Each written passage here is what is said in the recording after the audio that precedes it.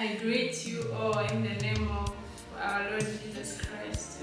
And so today I'm going to talk about how I met the fourth angel's mission.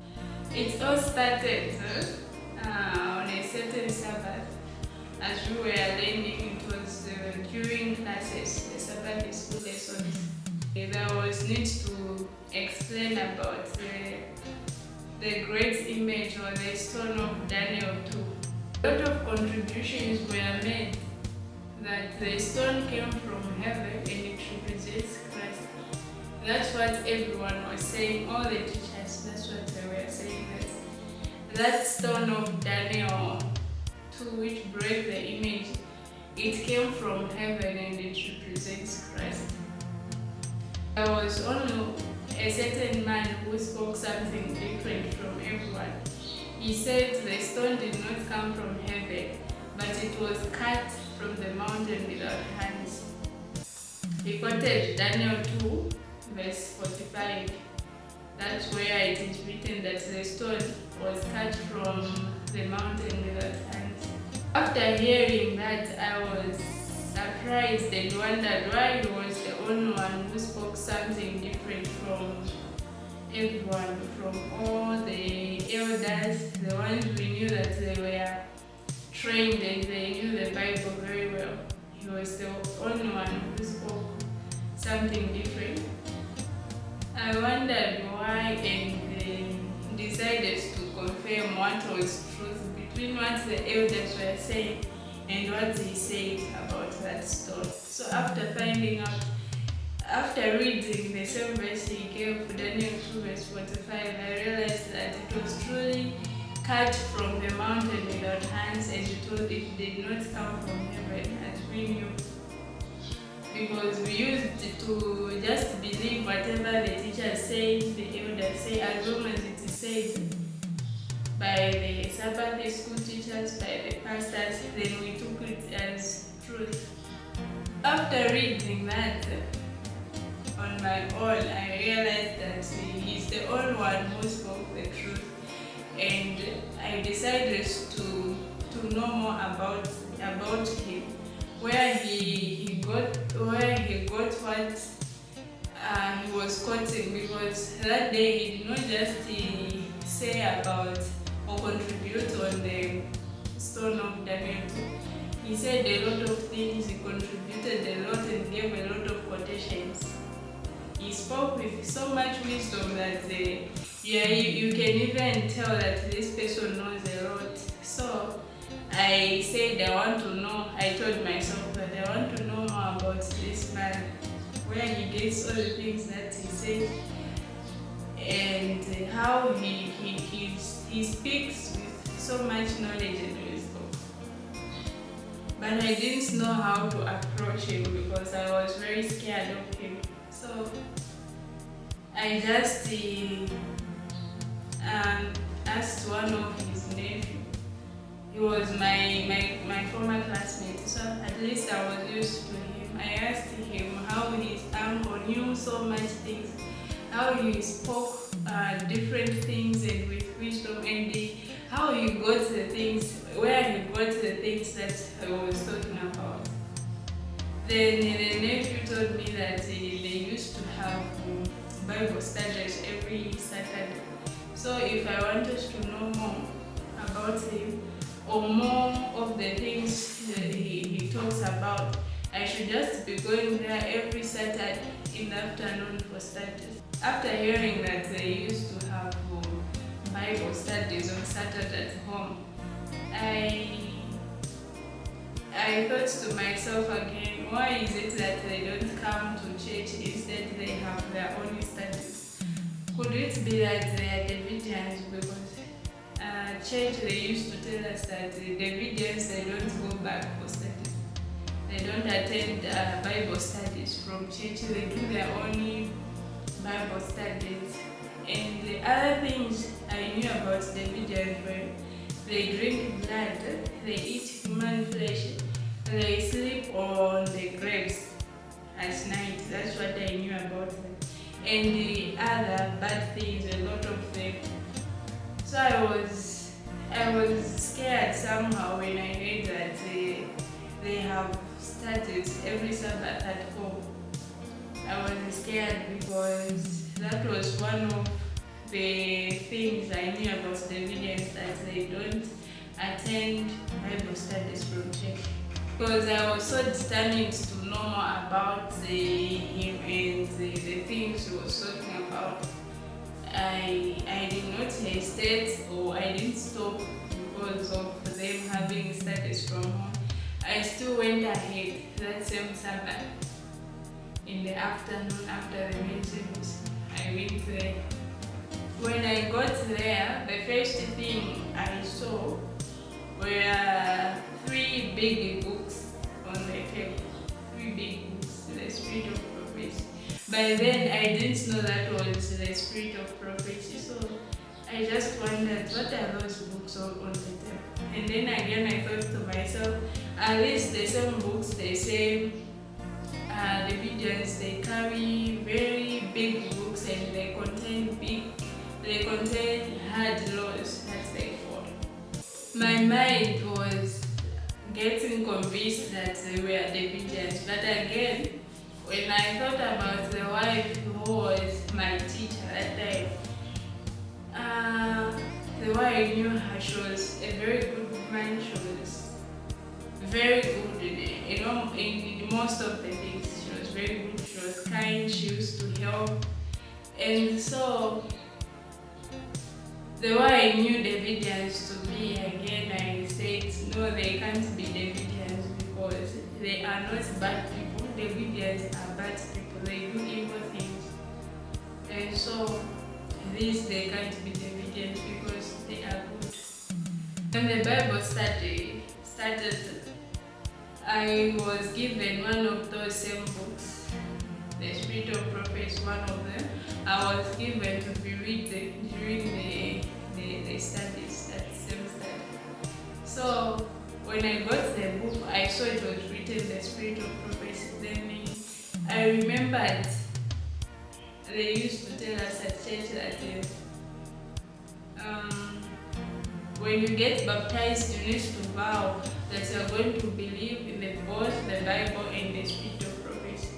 So I realized that those books were the Spirit of Prophecy, but I wondered why they were not found in church.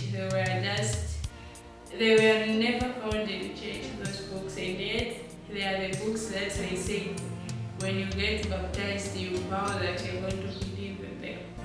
I wondered why it was just some individuals with those books, and those same individuals were not even leaders of the church. I was continued, and the first lesson that I did was the great paradox of the ages. That was my first lesson. I couldn't understand everything, but I really liked the study. I enjoyed it, and I hoped to get back there the following Sabbath. After some months, some of my relatives realized that I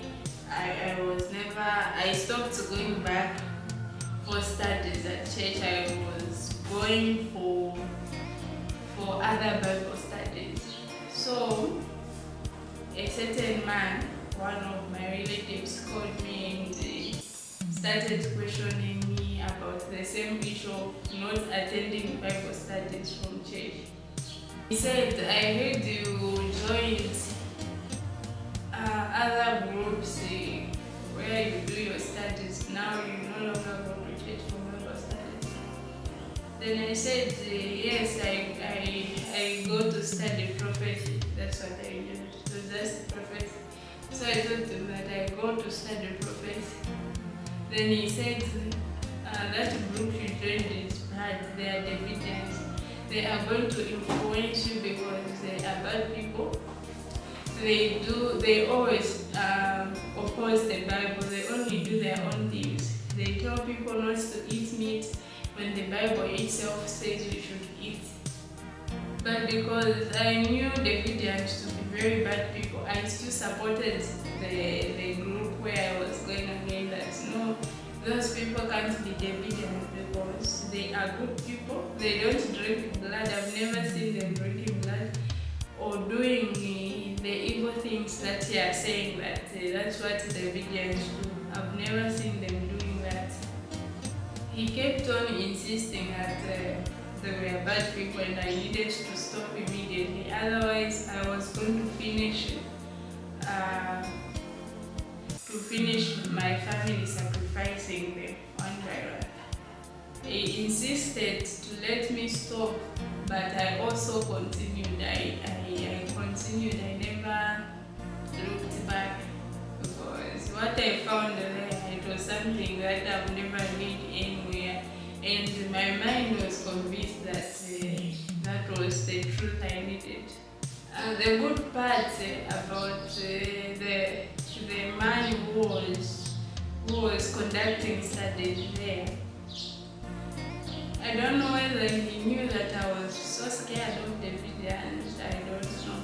He was so careful never to mention that name anyhow, or revealing themselves that they were Davidians. He was so careful.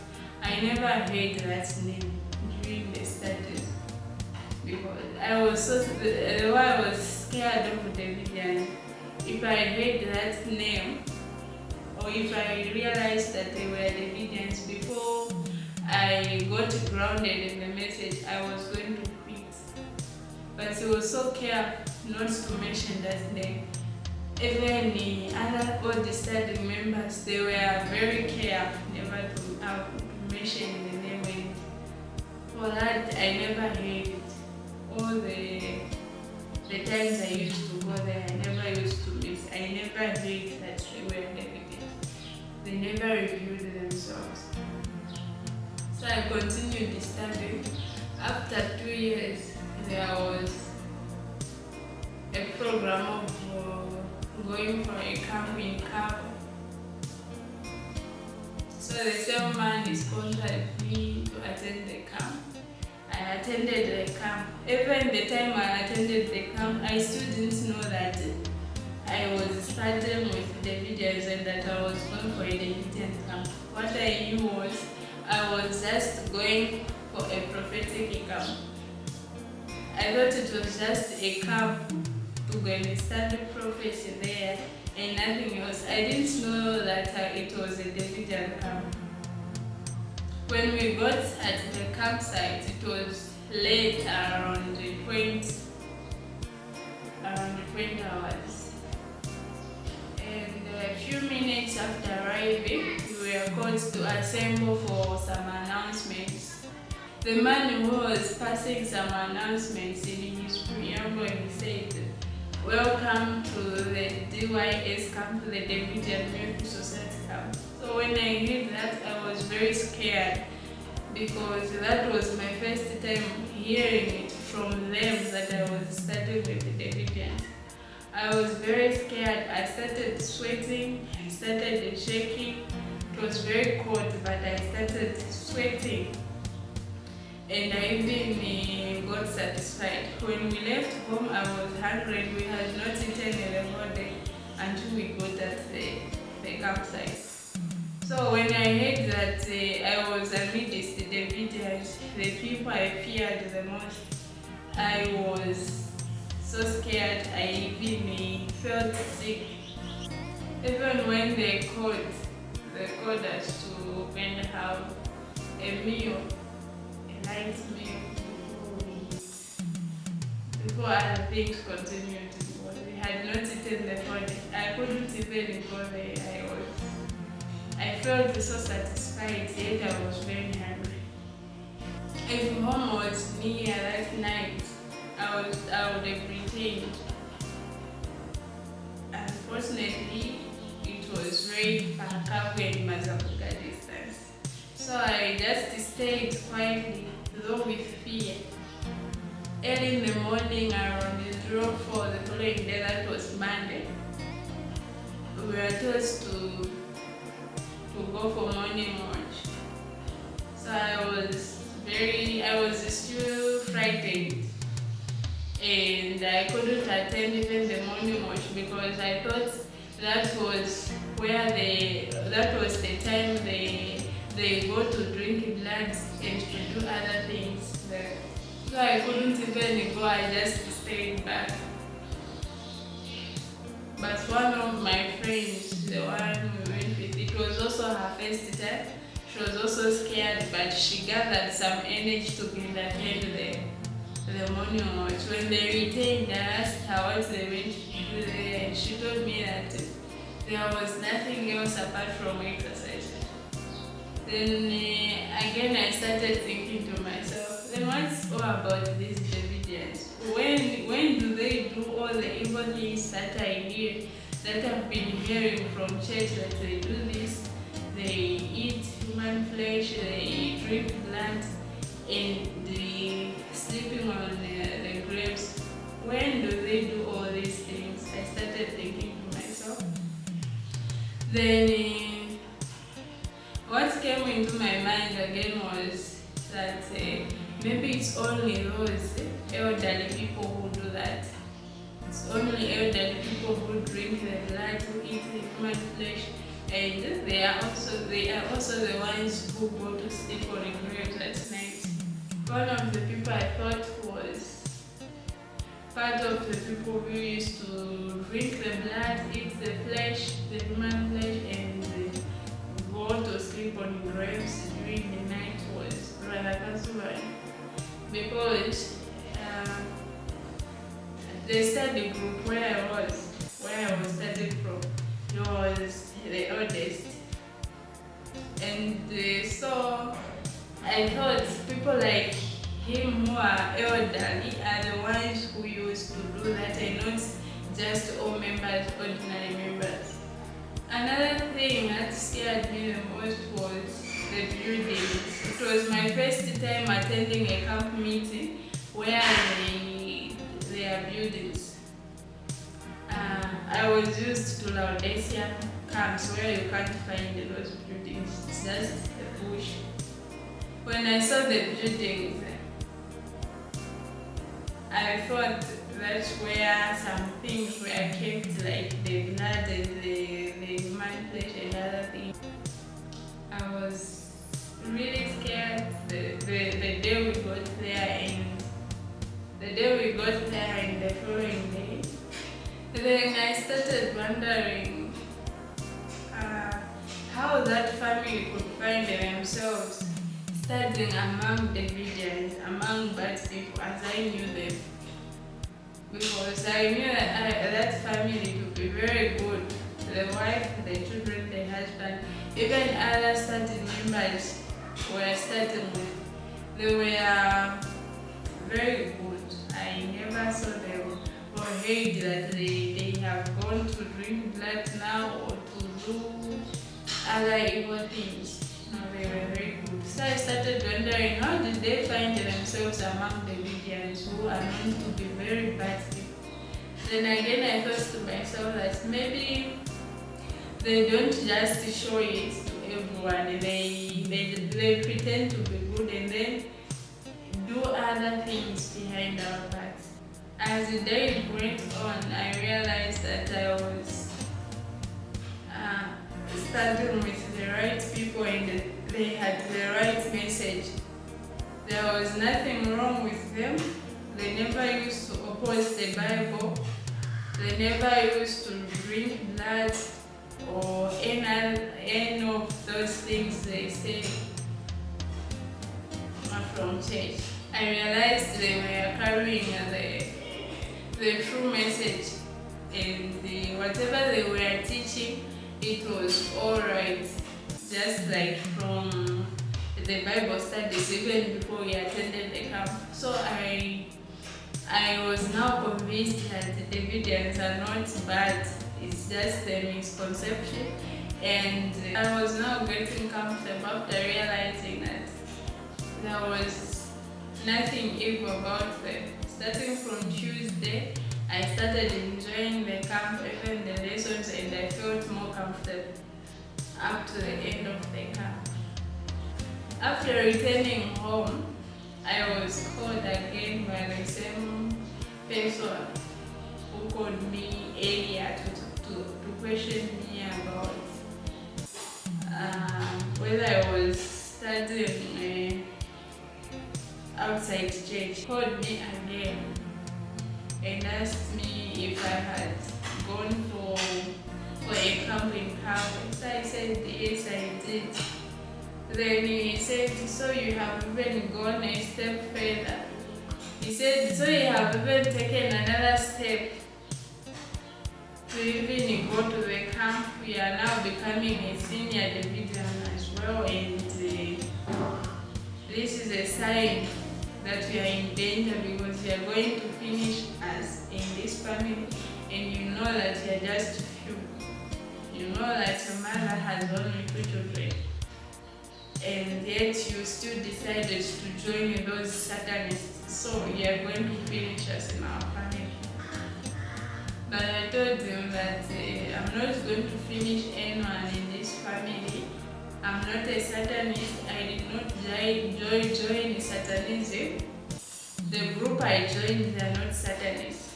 They have the true message of God needed by every SDA to be saved. And my only prayer is one day every one of you should join me in this message. That's what I told him. So that was the end of my conversation with him. I just left, but he was furious, and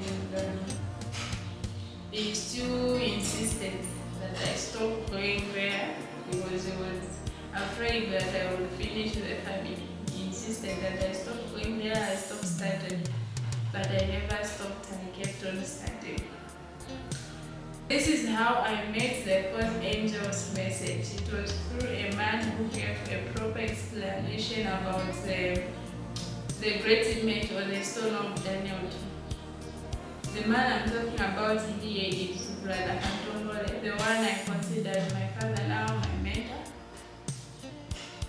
I joined the message through him. He did not introduce me to the message, but I joined through him.